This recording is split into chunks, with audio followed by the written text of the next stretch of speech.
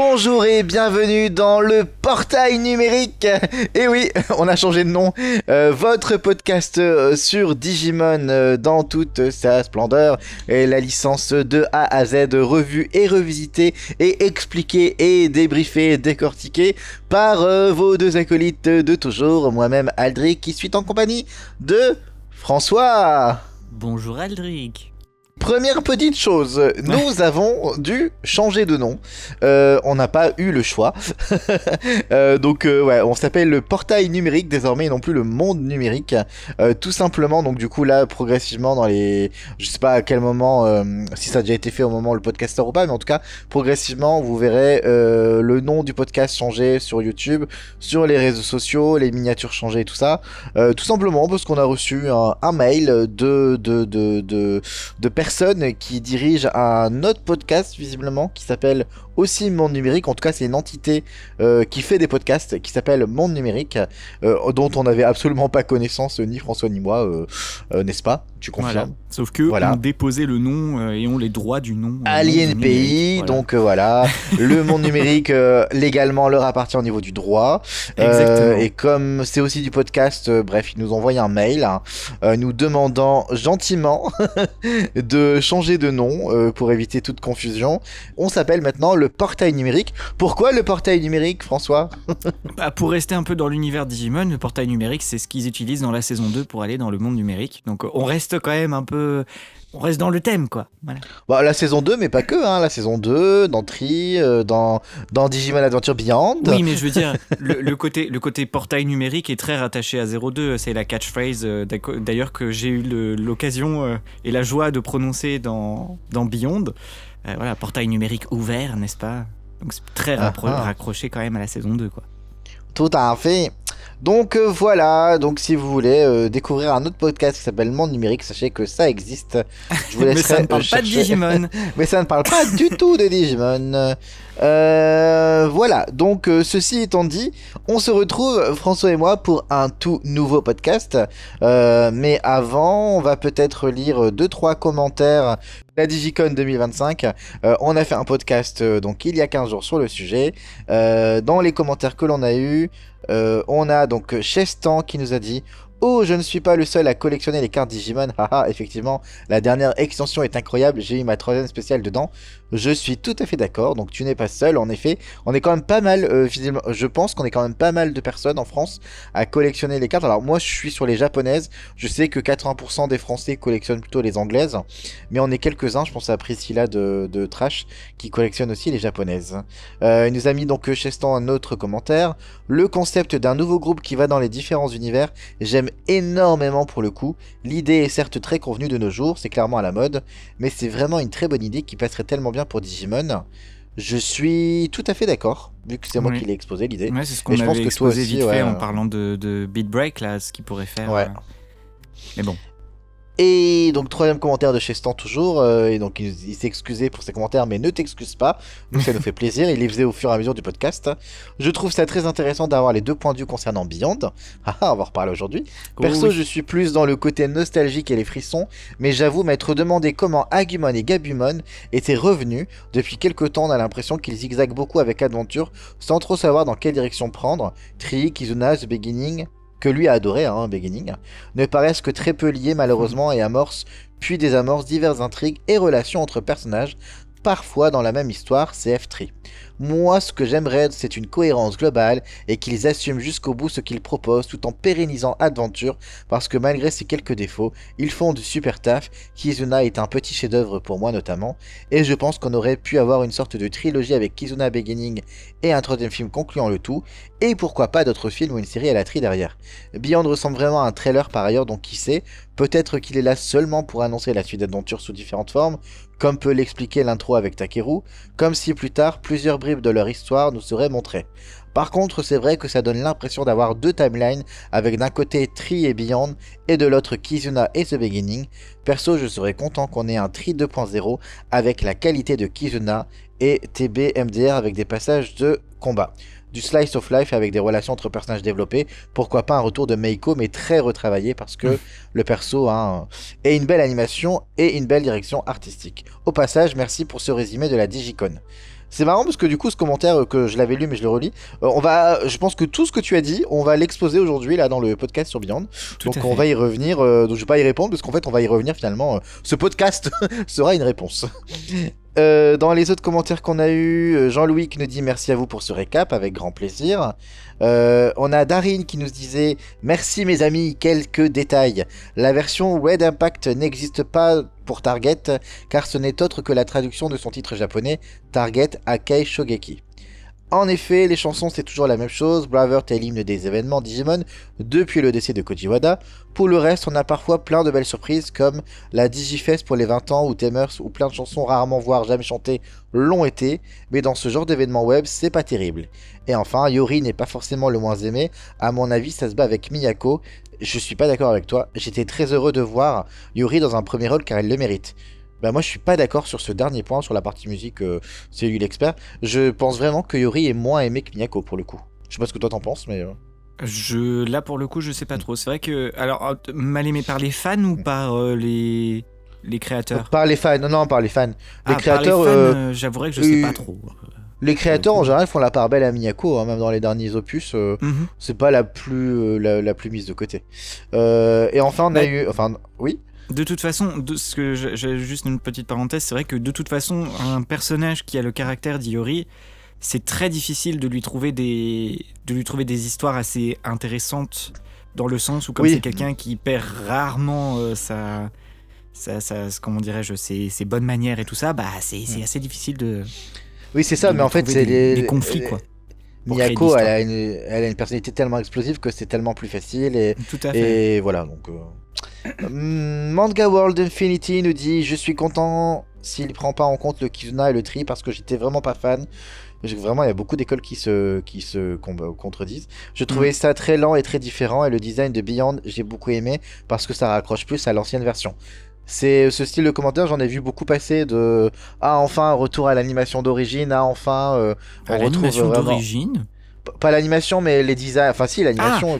En termes de costume ou quoi, parce que en termes de chara design et d'animation, on n'est pas du tout sur ce qu'on nous a offert avec, ce que nous a offert Adventure 99. Hein. Autant. Pourtant, ah bah tu vois, ce commentaire le dit et il y a eu énormément de commentaires qui sont passés sur internet Bah, c'est bizarre.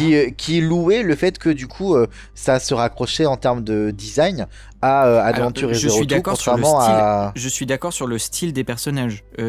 En termes de, les vêtements qu'ils portent, les coupes de cheveux qu'ils ont et tout ça collent effectivement beaucoup aux personnages qu'on a connus d'Adventure.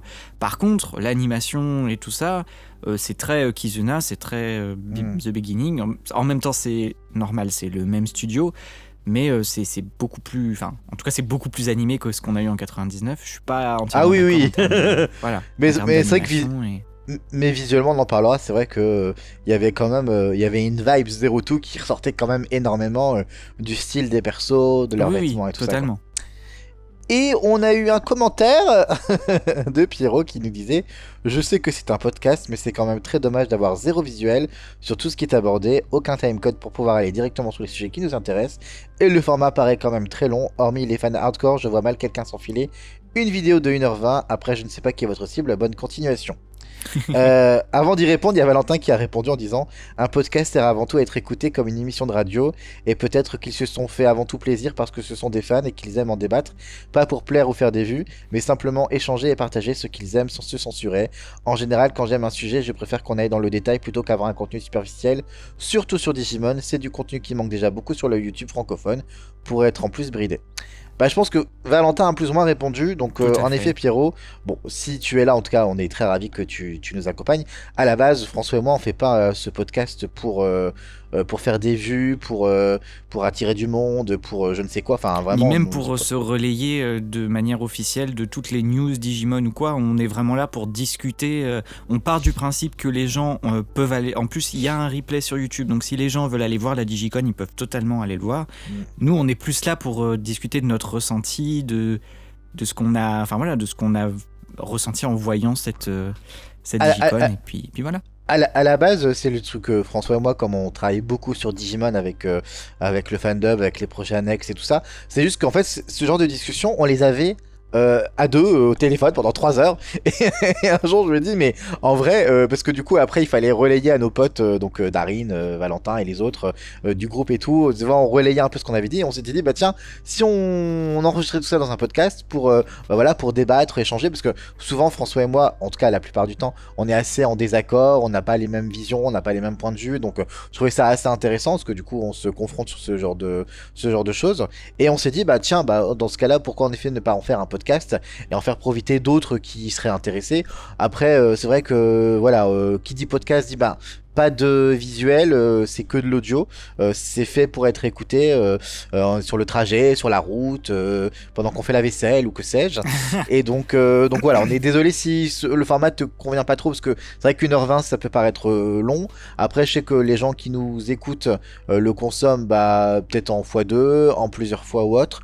En tout cas, voilà, on a bien entendu ce que tu disais, mais c'est vrai que on n'est pas là, nous, pour faire du truc à la 10 minutes, un récap de news ou quoi. Dans ces cas-là, bah, il y a des sites comme Dividio, notamment le Twitter de Dividio qui le fait très bien, qui fait vraiment un récap news par news de chaque élément.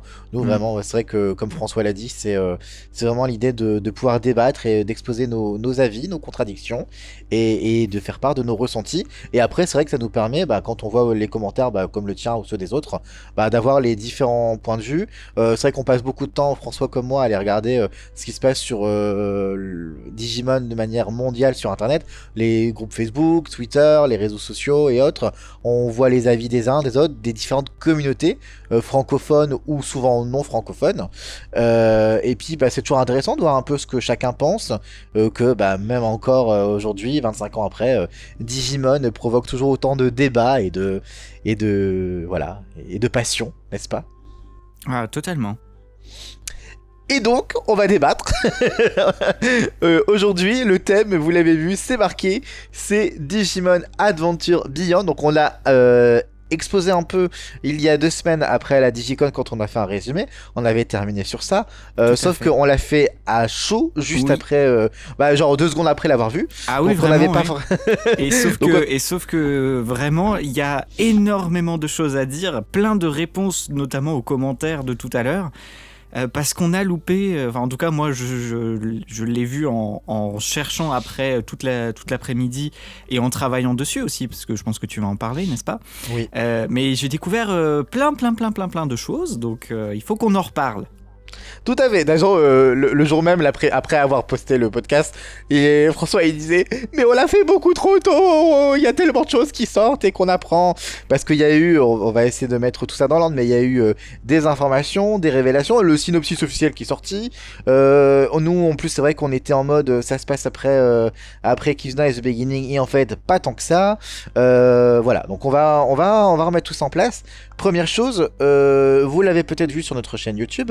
La semaine dernière est sortie une VF, une version française, oui, de ce trailer de Digimon Adventure Beyond, donc plutôt un PV, pas un trailer, parce que, bah, après l'avoir vu, et après avoir enregistré le podcast, il y a François qui me dit non mais Aldric, vraiment, premier degré, on se le fait ou pas?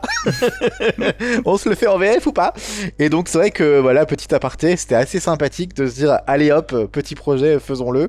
Et, en mode nostalgie. En mode nostalgie, et ce qui nous a fait vachement plaisir, c'est parce que on a de suite envoyé des messages aux comédiens, donc on a toujours un groupe plus très actif, mais avec tous les rôles principaux qu'il y a eu sur Adventure et Tree sur Messenger. Et là on a envoyé un message, on a montré le PV, bah voilà, ça vous dit, on va vous envoyer des messages pour ceux dont les voix apparaissent, de reprendre du service. Et je pense qu'en 1 heure de temps, tous les gens concernés ont répondu oui, avec grand plaisir. Ceux qui n'étaient pas concernés étaient même tristes de ne pas y être. Tout à fait. Donc, et en fait, c'est là on s'est dit, mais waouh, voilà, cette aventure, c'est ça aussi pour nous, c'est une aventure humaine où, voilà, on leur dit, bah tenez, il faut reprendre de la voix. Tout le monde est là. J'anticipe les questions. Ce n'est pas pour autant que nous pouvons faire Zero Two. Tous les comédiens seraient ravis et très heureux de le faire. Ils sont tous partants et je pense qu'ils sont tous à la porte en attendant que ça. Mais notre problématique sur la VF de Zero Two, ça reste 50 épisodes et c'est la partie technique qui nous pose toujours un peu souci, même si les outils évoluent et que les choses mises en place, notamment pour les bandes rythmo, pourrait être simplifié, ça demande quand même toujours énormément de temps et du bénévolat de la part de techniciens que malheureusement, pour le moment, on n'arrive pas à retrouver, voilà, comme déjà exposé plusieurs fois. Toujours est-il que donc François a exposé cette idée de faire cette VF, donc il s'est retrouvé, il va en parler avec un nouveau défi d'adaptation, mais ça je vais le laisser en discuter, et nous on s'est retrouvé avec différentes voix. Petite particularité, il y avait des personnages qui n'avaient encore jamais eu de voix en VF dans nos projets, notamment Yori et Armadillemon. Donc on est allé demander à Sokaline qui fait Ikari de pouvoir faire la petite phrase de Armadillemon. Ça lui a fait bien plaisir. Et de base, on avait demandé à Demi, qui fait Gomamon, de faire la voix de Yori. Parce que du coup, je trouvais qu'en VO, il avait une voix qui était assez semblable de celle de Demi en français. Il l'a fait. Malheureusement, sa voix était pas assez innocente pour correspondre au rôle. Donc on a demandé à Hérisson, qui jouait Takeru. Pareil, ça collait pas trop. Et finalement, c'est notre cher François qui a prêté sa voix à Yori. Qu'est-ce que ça te fait, François, d'être Yori maintenant? Le personnage mal aimé. Mal aimé, le pauvre. Non, mais c'était sympa de reprendre un peu le doublage après autant de temps. Et puis, très sympa d'avoir, ce que je disais tout à l'heure, l'honneur de dire la fameuse phrase portail numérique ouvert là, de la saison 2. C'était fort sympathique. Et t'as retrouvé Patamon aussi. Et j'ai retrouvé Patamon au début, tout à fait. Ouais. Et j'ai retrouvé mon partenaire Takeru de Tri aussi. Donc c'était tout à fait sympathique. Voilà, mais encore une fois, il n'y avait pas assez de... pour la blague, j'avais dit à François, viens, on se la fait à la Saban et on rajoute des voix partout. Comme ça, on donne du boulot à Mimi, à Joe, à Sora et aux autres. François m'avait dit, non. Sauf que moi, du coup, si j'ai proposé de la faire en VF, c'est justement parce qu'il y avait très peu de personnages et que ça irait vite. Donc mais c'était pas si simple que ça, tu vas nous expliquer. Non, effectivement, il y a. Mais je pense que ça transparaît au final quand on regarde cette vidéo. Il y a une ambiance un peu particulière dans. Je ne saurais pas dire vraiment quoi, mais il y a une ambiance particulière qui transparaît de cette scène. Et au final, elle est très très difficile à prendre à la volée. Après, je me dis aussi, c'est parce que nous, ça fait un moment au final qu'on n'avait pas repris nos personnages. Il y en a certains qui en sont genre Taichi, Romain qui est passé sur Taichi, il l'a fait en une fois, aucun problème, il est retombé dedans sans problème. Mais c'est vrai que pour beaucoup de gens, ça a été assez laborieux, c'est un mot, mais ça a été plus compliqué que ce que je pensais. Mais je pense que la scène en elle-même, prise à la volée, vraiment c'est ça, où on arrive en plein milieu de l'action comme ça, où on nous explique pas grand-chose. C'était finalement un challenge un peu plus grand que prévu. Mais c'est ce que la moitié des commentaires moi que j'ai vu sur internet en parlant de Beyond, c'est que les gens en fait ont l'impression que c'est un trailer, et c'est vrai que si on te dit pas c'est un PV spécial, tu prends le truc juste comme ça, tu te dis ah tiens c'est la bande-annonce d'un nouveau film. Mais et je pense que c'est ce côté bande-annonce qui crée ce déséquilibre et ce petit souci. Tout à fait. Mais je voulais que tu me parles de l'adaptation, moi surtout. Alors, au niveau de l'adaptation, au final, il n'y a eu qu'un seul gros challenge, c'est qu'en plein milieu, Taichi annonce qu'il a appris à parler français. Et que du coup, ça c'est le truc, c'est pas spécifique à cette scène-là, c'est la plupart du temps dans les adaptations, quand les personnages parlent français, ou en tout cas mentionnent le fait qu'ils apprennent le français, on va chercher autre chose. On va dire par exemple, je dis n'importe quoi, mais j'aurais pu dire qu'il apprenait l'espagnol ou je ne sais quoi. L'allemand. Mais bien évidemment, ils ont relié ça au grand-père de Yamato qui est français. Voilà. Donc bon, j'ai trouvé une petite astuce, mais voilà, c'était assez intéressant. Après, la scène, c'est pour ça que je pense que là, dans ce podcast, on va expliquer pas mal de choses autour de Beyond. Ça va peut-être éclaircir pas mal de points. C'est que déjà de base, la langue japonaise et certains détails sont assez difficiles à comprendre, et des fois des phrases peuvent être comprises de plusieurs façons. En plus, sous-titré anglais, pour nous les Français, c'était pas forcément très très clair sur tous les points. Donc c'était aussi une bonne occasion pour nous de faire la VF, une bonne excuse pour vraiment présenter une version compréhensible pour nous, quoi.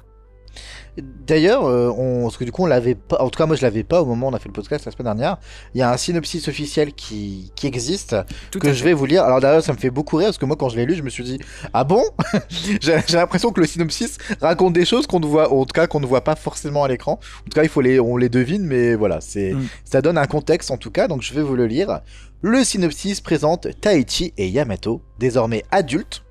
Donc je précise du coup, adultes, œuvrant pour protéger les enfants liés aux Digimon qui font face à des menaces telles que la persécution et l'exploitation militaire en raison de leur nature unique. Au cours de leurs efforts pour secourir ces enfants, ils sont attaqués par des Digimon mystérieux. Je pense que déjà on peut s'arrêter sur ce synopsis Tout à fait. et en parler un peu. Donc Taichi et Yamato, on est d'accord, adultes. Donc adulte veut dire bah, évidemment bien après tri, mais voilà, en termes de temporalité, je vous l'ai déjà parlé de la temporalité, on pourrait bah, dire avant Kizuna, après Kizuna. Là, je te laisse peut-être en parler de cette partie-là parce que moi, ça reste toujours très flou la temporalité.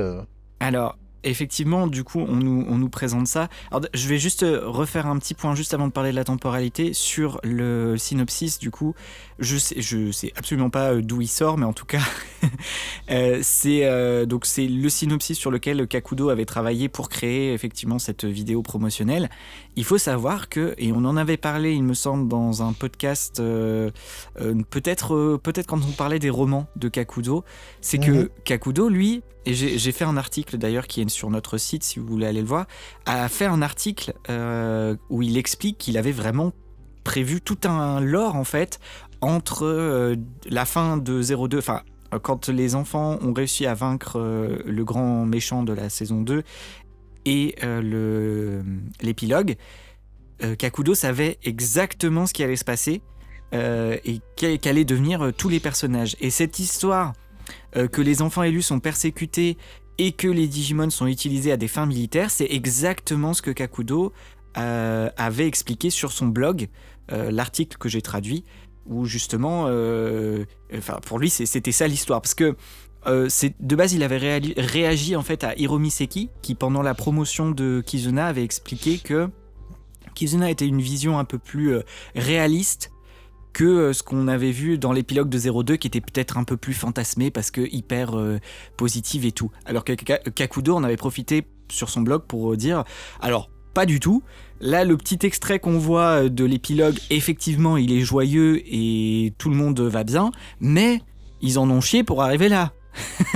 Il y a plein de choses qui se sont passées, et notamment, alors cette histoire de Kakudo avait relevé 2 points surtout, c'était l'utilisation militaire des Digimon et la problématique de nourrir tout le monde et l'espace du coup utilisé, parce que si maintenant chaque personne sur Terre a un Digimon, bah faut plus d'espace, plus de nourriture, plus de... voilà, bref. Donc il y avait quand même des thèmes qui lui tenaient à cœur, et c'est cool qu'il ait pu les aborder dans ce PV, même si au final on nous a un peu lâché et pas expliqué grand chose. Oui, ça va très vite. Mais pour revenir sur la temporalité, il y a une phrase qui nous explique où se passe cette action. C'est Yori dans la voiture qui parle à cet enfant, à ce petit enfant élu là, en lui disant qu'il est lycéen. Qu'il est un lycéen japonais. Ce qui fait que si on se base sur les âges qu'il a dans 02, dans Beginning et compagnie et tout ça, ça place l'action en fait juste... Alors je dis pas de bêtises, j'espère que je vais pas raconter des bêtises, je crois que Kizuna c'est 2010. Tri c'est 2005, Kizuna 2010 et Beginning 2012. Voilà, et ça place l'action juste avant Kizuna en fait. Yori pendant Kizuna il est au lycée en fait. Donc si c'est un lycéen au moment de Beyond, l'action se passe en fait avant Kizuna, enfin juste avant Kizuna, on peut penser ça, du coup, vu que Agumon et Gabumon sont là. Et c'est du coup, alors ça c'est le point en fait quand j'ai fait l'adaptation et que je me suis vraiment penché sur le PV, qui m'a fait me réconcilier avec. Parce que moi franchement quand le PV a démarré, que j'ai vu que Gabumon et Agumon étaient dans le coffre derrière, et que ils étaient là et que en gros on nous expliquait strictement rien, J'étais vraiment en colère, je me disais, mais vraiment, un peu comme ce que la personne disait dans le commentaire, je me disais, putain, ils vont encore nous faire le coup que Beyond va être un truc parallèle, genre une timeline parallèle où Kizuna et The Beginning ne sont jamais arrivés. Mais en fait, non. C'est un peu plus insidieux que ça, c'est qu'en fait, ça se passe avant les films. Alors je pense que Kakudo a décidé de faire ça pour justement ne pas avoir à traiter des histoires qu'il n'a pas forcément validées. Bah, mais c'est surtout qu'en 4 minutes, expliquer comment les Digimon reviennent après Kizuna, bah, c'est en fait c'est la question qu'on se posait nous pendant des mois. C'était mais Oui. comment en 4 minutes, toi en plus tu pensais que c'était 2 minutes à l'époque, mais comment en 4 minutes ils vont sans dialogue, bon on a eu du dialogue, mais en tout cas même avec du dialogue, comment en 4 minutes ils peuvent expliquer un truc qui prendrait normalement 1 heure à expliquer comment les 6 Digimon perdus reviennent et compagnie, ça paraissait compliqué. Ah Donc ouais. au final. Bah, je pense que tout le monde entre guillemets peut être content et satisfait de cela en se disant en effet c'est avant Kizuna. Bah, de toute façon c'est confirmé par l'âge et la phrase de Yori. Donc voilà, au moins Kakudo il a été assez prévoyant sur ce point-là. Donc la temporalité elle est là. Et est-ce que je voyais aussi des gens qui disaient ouais mais il y a plusieurs temporalités dans le PV, ça se passe avant, pendant, après. Moi je suis pas forcément d'accord. Pour moi tout se passe en même temps et peut s'expliquer, quand on va le décortiquer, peut s'expliquer comme ça, mais pour moi tout se passe en même temps. Je sais pas ce que toi t'en penses, mais pour moi tout est. Là pour le coup, je ne pense pas. Juste à cause, il y a un personnage qui pose un problème. Ah À oui, un c'est vrai, moment. le Rui. Voilà. Qui C'est vrai. n'est pas confirmé que ce soit lui, mais qui Oh, si, présente quand même des grosses similarités. Donc moi je pense vraiment que effectivement la vidéo est étalée un peu dans le temps après. En tout cas alors, ce qu'il faut comprendre, c'est que en fait au tout début du PV, on a Takeru qui est en train d'écrire ses livres. Et il explique à Patamon en fait que le livre qu'il était en train d'écrire à ce moment-là, c'était le moment qui lui a donné envie d'écrire les livres. Et à ce moment-là, Patamon lui répond « Ah oui, je vois de quoi tu parles. » Et en fait, on part dans un flashback à ce moment-là. Mais de toute façon, en effet, il y a quand même plusieurs temporalités parce que la scène de Takeru et Patamon avec les livres, ils posent le livre numéro 14. Donc là, il y est adulte. Donc là, on peut supposément dire que ça se passe pendant ou après l'épilogue. Parce que ça, c'est ça. Alors, oui, ça se passe. Je sais plus si pendant l'épilogue, il est en train d'écrire ou s'il a fini d'écrire, justement. Bah, je pense qu'il est en train d'écrire, mais en tout cas, là, il y a 14 livres. Donc, on peut supposément dire que voilà, Takeru est très adulte, très avancé. Et donc, ça, c'est cette scène-là. Ensuite, on a la deuxième scène dans la voiture avec Yori, Yamato et Taichi. Qui là se passe avant Kizuna. Voilà. Pour moi, elle se passe aux alentours de 2009-2010 avant Kizuna. Et ensuite, on a plusieurs autres scènes qu'on peut. Alors, certaines se rattachent les unes aux autres. On a toute la partie. On va dire, déjà, on va parler de Hikari. La partie, on va dire, Hikari, et je vais lier un peu à Takeru. En fait, dans l'histoire, telle qu'on peut le comprendre, il y a Hikari qui referme la porte à Meiko. Pardon, oui. Mais je ne cesserai jamais de rire devant cette scène. Bon, oui, après, même si. Franchement, celle-là, elle est quand même rigolote. Ouais. Mais en fait, moi, je ne pense pas qu'elle est chez elle et qu'elle lui claque la porte au nez. On a l'impression qu'elle est dans une pièce un peu spéciale, en fait. Que du coup, elle. Peut-être comme si elle veut protéger Meiko en mode non, mais j'y vais seule. Ou en tout cas, là, Hikari se fait attaquer par. Par quoi on a l'impression qu'elle se fait encore appeler par l'océan des ténèbres, justement. C'est ça. Et on peut rattacher cette scène aux scènes de Takeru qui va dans l'océan des ténèbres. Oui. On imagine du coup, peut-être pour trouver une solution pour sauver Hikari ou quoi. Tout à fait, essayer d'explorer ce monde-là, oui.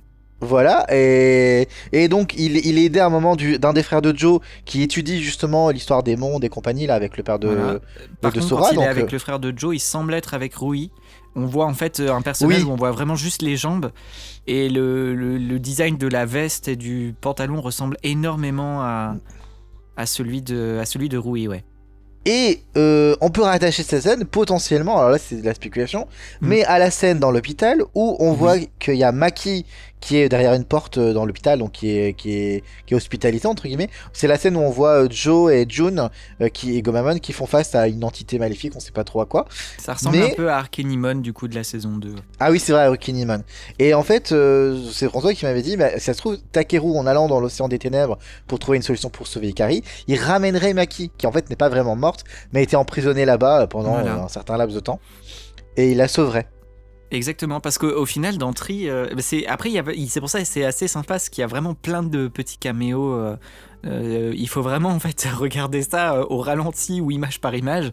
Mais il y a plein de petits caméos. Alors effectivement, on voit pas sa tête à ce personnage-là, à Maki, mais la tenue qu'elle porte ressemble énormément à un des chara-design qui était utilisé dans Tree. Oui. Et effectivement, en fait, dans Tree, Himekawa, elle sombre un peu dans le monde des ténèbres, mais à aucun moment on a vraiment la validation qu'elle est morte. On a juste une scène juste après qu'elle sombre dans l'eau, une scène où Daigo semble ressentir quelque chose et se dit je n'ai pas réussi à te sauver. Mais en fait, à aucun moment on a la confirmation que ce personnage est mort.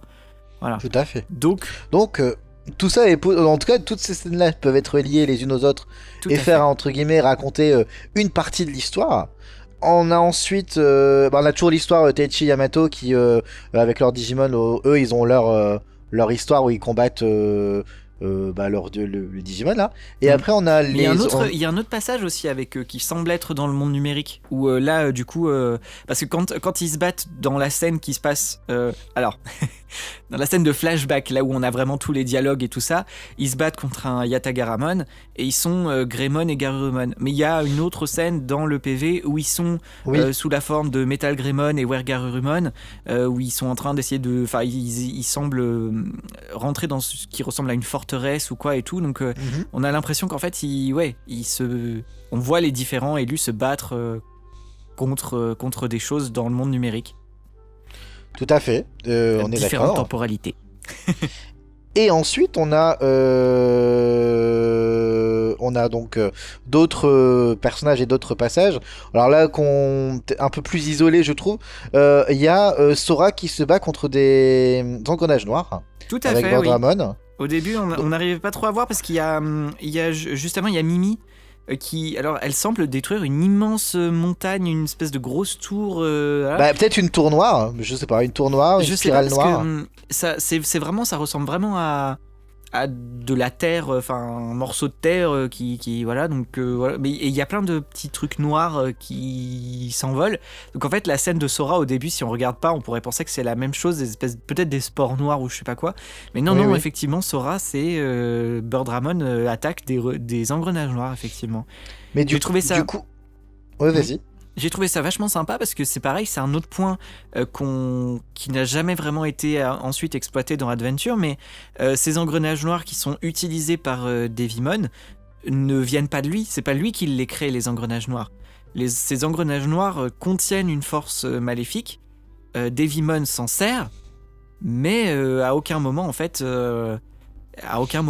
c'est vraiment lui qui les crée et tout ça, et c'est vrai qu'une fois qu'ils ont quitté l'île Fichier, ces engrenages noirs disparaissent. Donc on pourrait donc supposément se dire que Mimi, Sora affrontent plus ou moins les mêmes menaces, ou alors ce sont des menaces différentes. Et il y a un plan où en plus Ikari est avec Sora. Donc voilà, donc les filles au combat, elles sont en train d'affronter des menaces dans le monde numérique qui potentiellement sont liées à l'autre histoire. Mais en tout cas, il y a ces plans-là, qu'on peut relier ensemble. Et un plan très sympa où Mimi joue à Tarzan et Jen avec Palmon. Ça, ce plan me fait vraiment beaucoup rire. Ensuite, on a dans les autres personnages, toujours au niveau des plans, on a Joe qui met sa veste de docteur sur Ikakumon. Voilà, alors j'ai l'impression que c'est plus un clin d'œil à l'opening de la première saison quand Ikakumon sort de l'eau, mais bon, c'est vrai, ça c'est vrai. Voilà, mais on peut le relier entre guillemets au reste. Après, on a Koshiro et Kabuterimon. Alors, eux, j'ai pas trop compris ce qu'ils faisaient. Alors, j'ai l'impression que Koshiro est en pleine recherche. Après, qu'est-ce qu'il fait, je ne sais pas, mais en fait, il semble se servir de l'attaque de Kabuterimon pour créer une sorte... ça ressemble un peu à un portail ou à un truc comme ça. Point d'interrogation là-dessus. On sait que ils en parlent à un moment dans Tree où Takeru précise que Koshiro travaille sur comment créer des portails numériques sans utiliser les D3. Les Digivice du coup de la saison 2. Donc est-ce que c'est pas ça qu'il faisait? Est-ce qu'il cherchait pas justement à créer un portail pour pouvoir rentrer dans C'est possible. dans le monde numérique sans Ou avoir à utiliser. dans l'océan des ténèbres, peut-être, parce que du coup, après, il tape la main de Takeru. Tu sais, en mode. Comme si Koshiro aidait Takeru dans son affaire. Hein. Ouais, peut-être après ça, par contre, ça, Donc, c'est de la peut-être. spéculation. Ouais. Oui, c'est de la spéculation, mais de toute façon, on est là pour spéculer. Donc, il y a June qui est infirmière, donc super, hein, le petit clin d'œil pour ceux qui. Elle a des fans, moi je ne le savais pas, mais sachez que June, la sœur de Desuke, a des fans. C'est vrai. Donc voilà. Et ensuite, on a plusieurs plans avec les entre guillemets héros de Zero Two, avec leurs Digimon qui ont des nouvelles évolutions cuirassées, je pense. Alors, c'est un truc qui est assez intéressant et au début j'ai pas tout de suite capté, c'est que effectivement, à la fin de ôte-moi d'un doute parce que moi ça fait un moment que j'ai pas vu la fin de 02 et toi je sais que tu sauras un peu plus là-dessus, mais il me semble qu'à la toute fin de 02 quand ils affrontent le grand méchant, toutes les évolutions armure de tous les Digimon sont là en même temps. Ouais, mais il n'y a pas celle qu'on a vue dans la série. C'est-à-dire que si je prends Desuke, il y a Light Dramon, il y a Flamme Dramon, il y a Vimon, Oui. Ex-Vimon et tout ça. Mais il n'y a pas celle qu'il pourrait y avoir s'il utilisait comment on disait les Digioff, nous, les œufs des autres personnages, les Digimentales des autres personnages. Ça, c'est dans des dramas qu'on les exploite. Et ben justement, là, ce qu'on voit dans le PV, c'est tous les Digimon qui accompagnent les héros, là, c'est toutes des évolutions armure avec des Digimentales. On voit notamment à un moment, c'est Ken qui lance le Digimon, un Digimon rouge là, qui s'appelle Pichimon. C'est l'évolution armure de Wormmon avec le Digimental de la gentillesse. Si vous faites des plans, il y a le plan de Desuke qui est sur Light Dramon avec plein de Digimon qui l'entourent en galopant. Ce sont toutes les évolutions donc de Hawkmon, Wormmon, Patamon, Tailmon et ça. tout. Avec le Digimental du courage. De l'amitié, ou de l'amitié ou du courage. On a donc Ken, le plan dont tu as parlé. On a le plan de Yori sous l'eau, où lui est dans Submarimon, et en fait, autour de lui, il y a tous les Digimentals de l'intégrité, de l'intégrité, voilà. Donc c'est assez intéressant de se dire qu'en effet, dans ce laps de temps, il y a cette possibilité-là de... qui existait déjà parce qu'elle avait déjà été canonisée, officialisée dans des dramas, mais puis on savait que c'était possible. Mais en effet, de se prêter des Digimentales pour débloquer des nouvelles évolutions. Exactement. Et ils arrivent c'est ce que je trouve intéressant, c'est qu'ils apparaissent en même temps, tu vois. C'est du coup l'espèce de capacité qu'ils ont eu à pouvoir évoluer dans toutes leurs formes en même temps à la fin de 02 semble carrément exploité là dans ce PV en tout cas. On a l'impression que tous les Digimon apparaissent dans toutes leurs formes possibles avec tous les Digimentales différents, quoi. Et en soi, c'est super intéressant parce que je prends l'exemple de Yori quand il est sous l'eau. C'est là, du coup, tout, grâce le Digimental de l'intégrité est lié à Gomamon, donc on va dire que c'est le pouvoir de l'eau. Ça leur permet tous d'avoir un Digimon capable d'aller sous l'eau en fait. Et donc, ou dans les airs avec un autre Digimental, ou d'utiliser la vitesse de course comme Light Dramon. Bref, il y a plein de choses qui sont assez intéressantes et je trouve qu'en effet, ça donne envie d'en voir plus. Oui. Et alors là, s'ils faisaient un film avec tout ça, les produits dérivés, les figurines et tout, c'est jackpot. Hein. Et j'avoue qu'une série de films comme Tree, mais dirigée par Kakudo avec sa vision des choses, pour le coup... surtout que moi, ce que je trouve dommage, c'est quand on relit le synopsis et qu'on voit le drama, la partie du synopsis qui parle du côté militaire, tu sais, le militaire qui... moi, je l'ai pas vraiment ressenti dans le PV.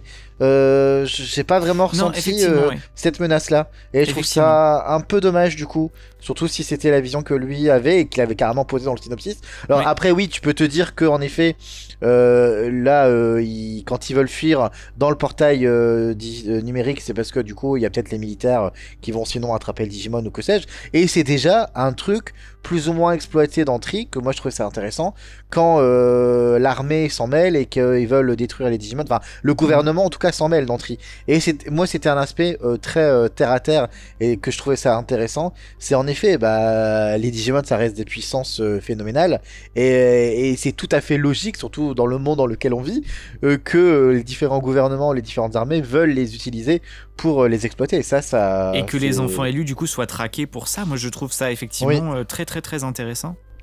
Et ce que disait du coup, petite parenthèse, mais une des raisons pour lesquelles Yori est devenu avocat, par exemple, pour défendre les droits des enfants élus, entre autres. Oui. Voilà. Mais je trouve que vraiment là, il a tout un lore en fait qui est extraordinaire et qui aurait mérité d'être exploité. Après, au final, si on se pose 5 minutes sur les timelines et tout ça, au final, tout peut être canon, Tri et compagnie et tout ça, parce que tout se passe souvent en fait sur des... On dirait pas, parce que Tri, la diffusion a été étalée sur des années et des années, mais en fait, la série de films se passe sur 6 une mois année, en ouais. fait. Non, une année, parce qu'il y a tout le film 3, les vacances qui passent, et à la fin, ça se termine au moment de Noël, hein, quand Meiko, à la fin. Ah oui, mais leur année scolaire, elle commence en avril chez eux. Ouais, donc en bon, fait, 8 mois. on commence, peut-être un peu plus, mais en tout cas, 6-8 mois, moins d'une année, quoi. Voilà, sachant que pour ce qui est de The Beginning, ça se passe sur une journée, et ce qui se passe dans Kizuna peut très bien se dérouler sur en moins une d'une semaine. semaine. Ouais, c'est moins Voilà. d'une semaine. Et là où la première saison se passe en 3 jours, et même si elle paraît interminable parce qu'il y a le changement de temps, et la saison 2 se passe en une année, du coup. Donc en fait, je pense que vraiment tout peut s'imbriquer en fait au final, et on n'est pas obligé de se dire ah mais ce qui se passe là c'est une timeline différente et tout. En fait non, c'est vraiment et ce PV encore en est une autre preuve, c'est que si tu prends l'histoire à un moment très particulier, il va pas forcément se passer les mêmes choses que ce qu'on a pu voir avant, après et tout. Enfin bon bref, très intéressant en tout cas du coup. Je suis très réconcilié avec ce PV. Hein. Moi, tout ce que je veux dire, c'est que c'est le deuxième PV qu'on a en moins d'un an et qui me met la chair de poule et les frissons, parce que l'été dernier, on avait eu le PV qui reprenait la première saison d'Adventure. On aura peut-être un sur Zero Two, hein, finalement, qui résumera. Là-dessus, c'est le gros point d'interrogation, parce que peut-être qu'on va aborder ce thème-là ensuite, c'est que Kakudo a sorti un petit texte. On va l'aborder maintenant. De toute façon, je pense qu'on a décortiqué là les images et les suppositions qu'on pouvait faire sur des différents plans. Donc c'est le moment de peut-être en effet de parler de ce que donc c'était sûr et certain. Le jour même, je disais à François, il faut guetter les réseaux de Kakudo. C'est forcément, il va dire des choses, il va parler. Et donc ça n'a pas loupé. Il a parlé. Donc à toi la parole.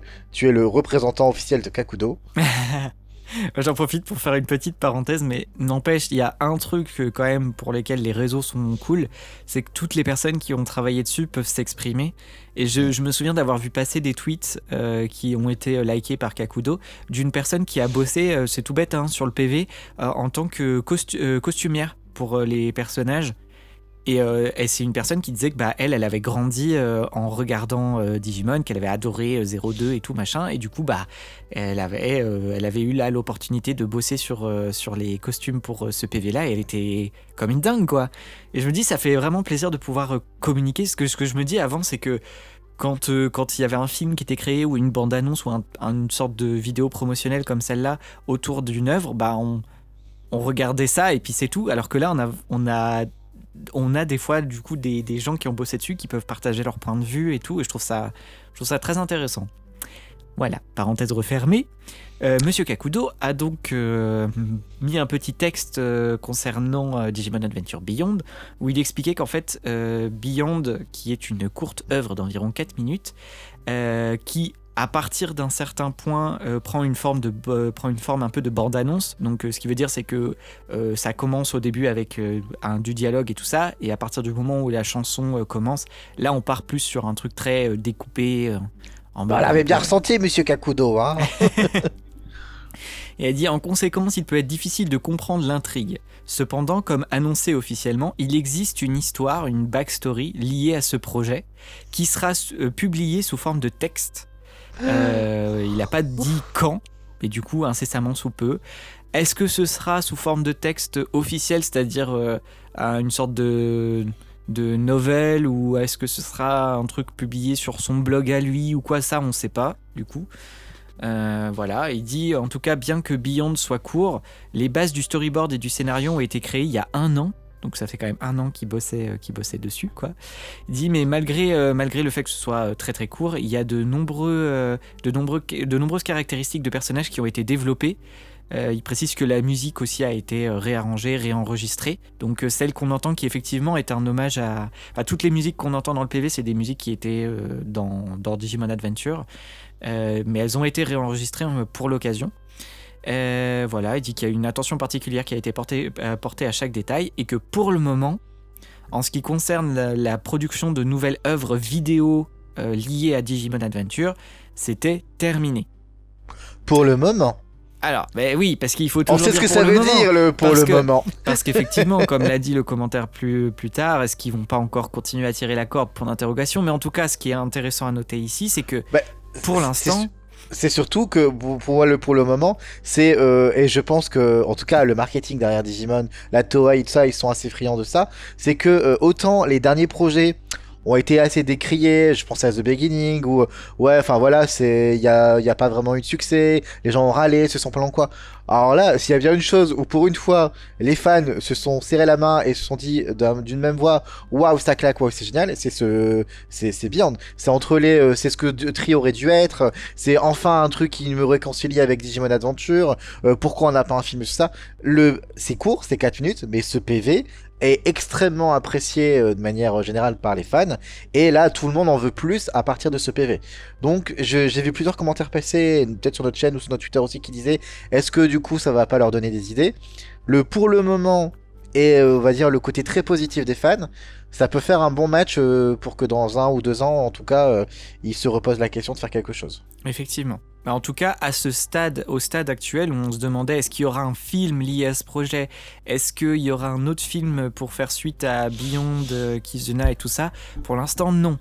Tout projet autour d'Adventure est pour l'instant terminé, c'est-à-dire qu'il n'y a pas de trucs en production. Donc effectivement, comme tu l'as dit Aldric, et on a vu là il y a quand même 1 an de production pour ce PV de 4 minutes, donc c'est sûr et certain qu'on ne verra pas d'Adventure avant au moins peut-être 2027-2028 quoi.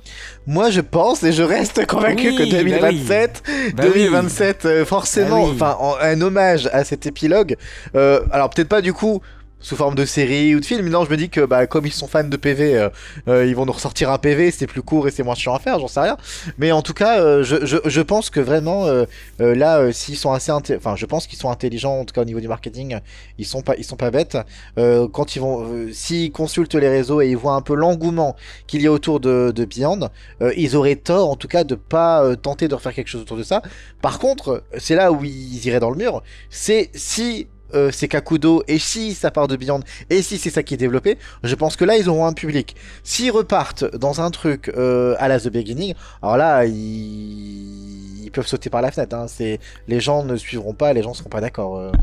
Là pour le coup moi je suis assez d'accord, j'ai tellement pas aimé The Beginning. Non mais en fait pourquoi aussi le PV alors c'est court, tu me diras ils n'avaient pas le choix de faire autrement, mais on revoit l'essence même de nos personnages. Les gens ils ont pas envie d'une Meiko, ils ont pas envie d'une Menoa ou d'un Rui ou de tout autre nouveau personnage. Les gens veulent, ils ont 12 personnages, c'est déjà beaucoup.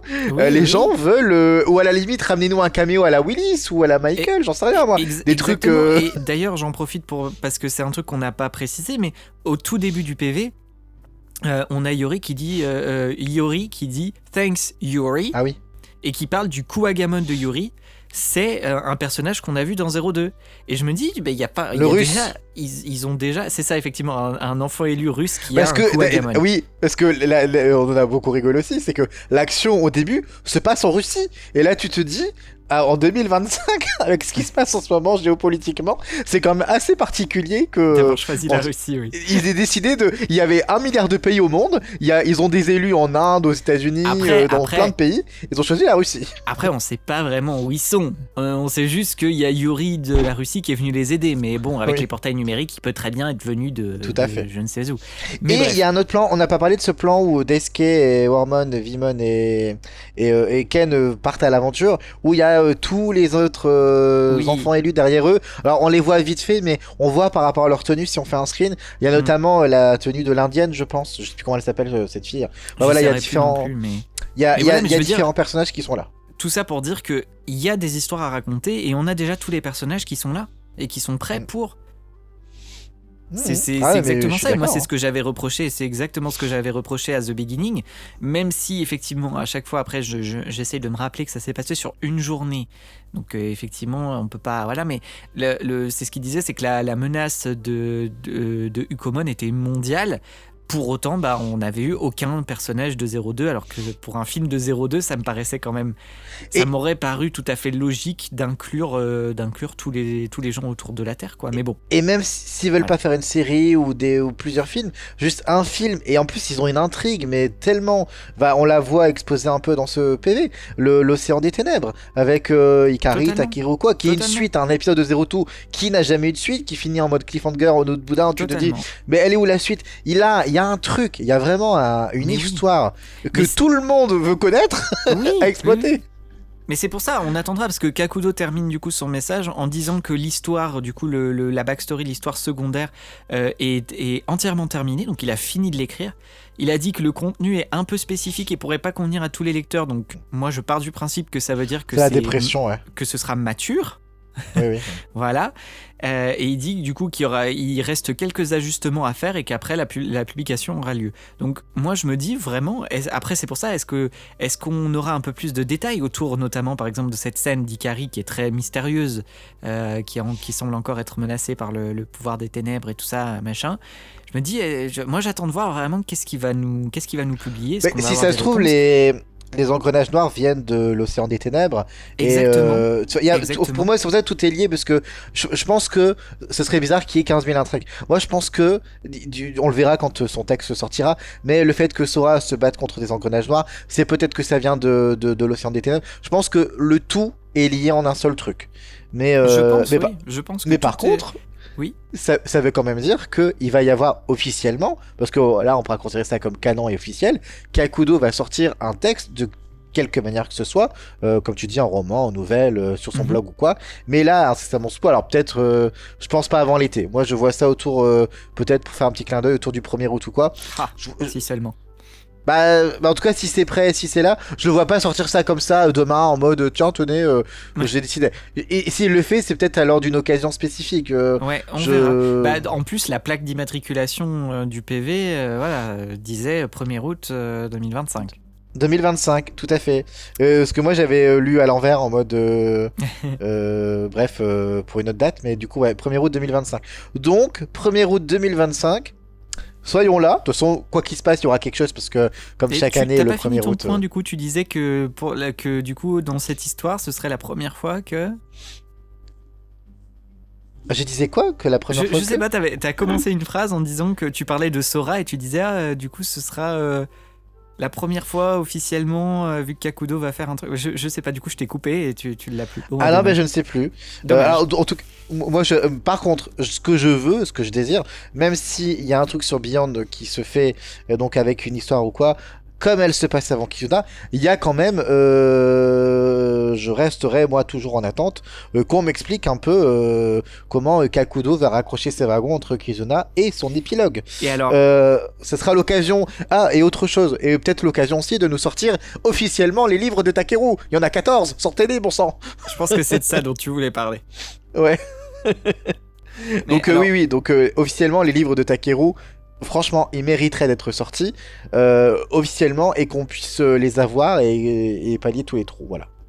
Tout à fait. Mais très sincèrement, mais après on verra parce que voilà, je veux pas être encore négatif, surtout que là pour le coup je me suis tellement réconcilié avec ce PV que effectivement maintenant je le regarde avec des yeux beaucoup plus nostalgiques que lors de mon premier visionnage, mais j'ai un peu l'impression que moi ça m'étonnerait que Kakudo adresse la fin de Kizuna et de The Beginning dans ses écrits. Et, sachant que effectivement, pour rappel, c'est Kakudo avait quitté le navire parce que l'histoire de Kizuna ne correspondait pas à sa vision et il n'a pas été consulté du tout sur The Beginning. Le fait là justement qu'il ait placé le PV avant pour pas avoir à se mais à je te rejoins. à s'embarrasser de l'histoire. Je te rejoins, son texte ne concernera que Beyond et que avant Kizuna. Là, ce qui doit sortir Ouais. dans ce texte qu'il écrit, c'est sûr et certain à 1000%. Ce que je veux dire Mais- par là, c'est que un jour, dans 1, 2, Ouais. 3, 4, 5 ans, voilà, il faudra un moment quand même Qu'on nous combler explique, ce ouais. vide, qu'on nous explique, parce que C'est- il peut pas nous dire tout est canon, tout est officiel et tout est ok, et nous laisser avec ce Ouais. ta gueule c'est magique. Ouais. J'ai quand même très peur du coup de ce petit passage là. J'attendrai de voir. L'explication. Ouais. Ben, Ouais, en même je sais pas ce qu'il pourrait répondre en fait qui serait très satisfaisant, mais après à voir. Hein. Voilà. Par contre, s'ils appellent Kakudo pour faire ça, je trouverais ça très très drôle. Parce qu'encore une fois, je l'ai déjà dit dans un PV précédent, enfin dans un podcast précédent, mais de base, s'ils ont arrêté Adventure, c'est parce que les dirigeants mettaient la pression pour que toutes les œuvres soient canon et soient reliées les unes aux autres. Sauf que avec tous les films et tous les machins qui ont été créés à droite à gauche, tous les jeux vidéo et tout, et toutes les histoires, c'était impossible de tout relier, donc ils avaient préféré arrêter Adventure et démarrer sur autre chose. Donc je me dis, ce serait très rigolo que 25 ans plus tard, ils rappellent Kakudo pour lui redemander la même chose, de ce pourquoi ils avaient arrêté à l'époque. Enfin, Tu sais, surtout au Japon, ils aiment bien, tu vois avec Dragon Ball, hein, dès ils tirent la corde encore et encore et encore et encore et encore, dans tous les sens, et du coup, tiens, on n'a pas exploité ce petit laps de temps de 6 mois qui se passe entre tel truc et tel truc, on va créer une série qui se passe là, tu vois ce que je veux dire, c'est, ils adorent aller combler les trous, tant que ça fera de l'argent, ça se fera. Et globalement, t'auras toujours une moitié de fans qui va décrier, t'auras toujours quand même une moitié de fans qui sera là, et même ceux qui décrivent finalement, ils sont là et qui regardent. Et donc, tu vois, le business, il se fait quand même. Donc c'est pour ça, moi je pense que ils ont, de toute façon, là, ça fait 10 ans qu'on le voit, ils ont bien compris que la vache à lait, c'était la partie aventure. Tamers, Frontier ou quoi, quand ils font des événements, ça a pas le même impact. Les gens dépensent pas autant d'argent, les gens sont pas aussi assidus. Surtout à l'international, hein, encore une fois, je parle même pas du public français, mais je parle des Japonais, des Américains, des Latinos et tout ça. Donc je pense que on n'est pas prêt d'avoir terminé, qu'on aura encore des choses à débattre, mais vraiment, si on pouvait avoir les livres, là, je pense que, surtout qu'en termes de livres, ça coûte pas cher, hein, c'est juste tu écris, tu publies, puis basta. T'as pas de problème d'animation, de doublage, de que sais-je. Je veux dire, c'est assez simple. Hein. Eh oui. Ben, restons connectés. Tout à fait, de toute façon on arrive bientôt à l'heure, donc est-ce qu'il y a encore des choses que tu voulais aborder de Beyond? Sur Beyond, non, je voulais juste terminer sur une info qui pourrait intéresser des gens, mais du coup il va y avoir une expo autour de Digimon à Tokyo. Tout à fait. Qui se fera du coup cet automne, si je dis pas de bêtises. Et donc du coup voilà, restez connectés, et si jamais vous allez au Japon, vous aurez peut-être la chance de tomber là-dessus. Voilà. Oui, bah, je leur souhaite bien de la chance à celles et ceux qui iront au Japon. Digimon Expo 2025. Oui. Bah, en tout cas, nous de notre côté, on se retrouvera dans une quinzaine de jours avec un nouveau podcast. Tout à fait. En attendant, bah, vous pouvez retrouver l'AVF de Digimon Adventure Beyond si vous ne l'avez pas vu sur notre chaîne YouTube. On publie aussi tous les dimanches en ce moment des extraits des différents films de Digimon Adventure 3 en VF afin de, pour ceux qui les auraient peut-être pas encore regardé, vous tenter à aller les regarder sur notre site internet. Je profite encore une fois pour celles et ceux qui vont sur notre site, qui regardent nos épisodes, nos films ou quoi, merci. On a en moyenne 150 visiteurs par jour. On a quand même beaucoup de gens, qui m'entendront pas parce que je pense que c'est des inconnus qui tombent dessus par hasard, qui consomment et qui s'en vont, et c'est tout aussi bien, voilà. Mais nous, on est toujours très contents de voir que même 5 ans après avoir démarré notre projet, parce que ça va faire 5 ans en juin, que les gens nous suivent toujours, et voilà, ça fait plaisir. Je suis tout à fait d'accord, j'ai rien à rajouter. Parfait, et peut-être qu'on se reverra un jour pour Zero Two en VF. Tout à fait. 2030. Oui, quand on aura gagné au loto. Pour les 10 ans.